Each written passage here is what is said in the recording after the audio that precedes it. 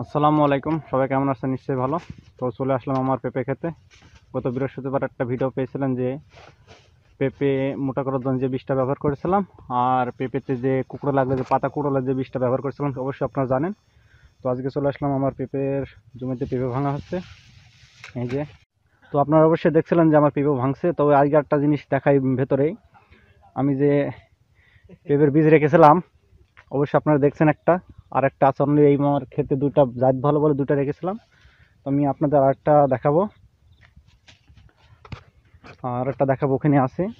তো দেখা যাক, মানে পেঁপের জাত ভালো বলে আমার রাখা, যেহেতু আমি সামনে চারা দেবো, আর যেহেতু পেঁপে ভাঙছে এখন, আমি আরেকটা বীজ রেখেছিলাম, দেখে আসি দিনই ওটা পাওয়া যায় কিনা। যে এই গাছে একটা বীজ রেখেছিলাম ভালো গাঁথনি বলে, তো আপাতত বীজটা নাই।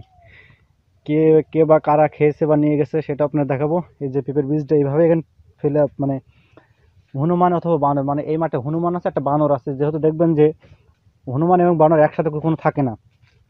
হয়তো দেখা যাচ্ছে হনুমান এসছে খেয়েছে, আর এই যে বীজগুলো এখানে যে ছড়াই ছিটে, মানুষ হলে কী করতো, বীজগুলো নিয়ে যেত, পেঁপেটাও নিয়ে যেত। আর পশু পাখি কী হয়েছে দেখেন, সে চারি সাইড খেয়েছে, খাওয়ার পর তার পেট ভরে গেছে, চলে গেছে। এখন এই যে বীজগুলো আছে, বীজগুলো সে কোনো জায়গায় ছিটায় ছড়িয়ে রাখেনি, তো বীজগুলো এভাবে আছে, যেহেতু আমার কোনো ক্ষতিও করেনি, সে খাক, পেঁপে খাক, কোনো সমস্যা নেই।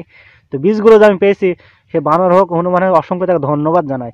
আর হচ্ছে যে পেঁপের যে ওজন হবে সেটা আপনি অবশ্যই দেখাবো। পেঁপে আর এক বস্তা ভাঙা বাকি আছে, তো ভিডিওটা দেখতে থাকবেন।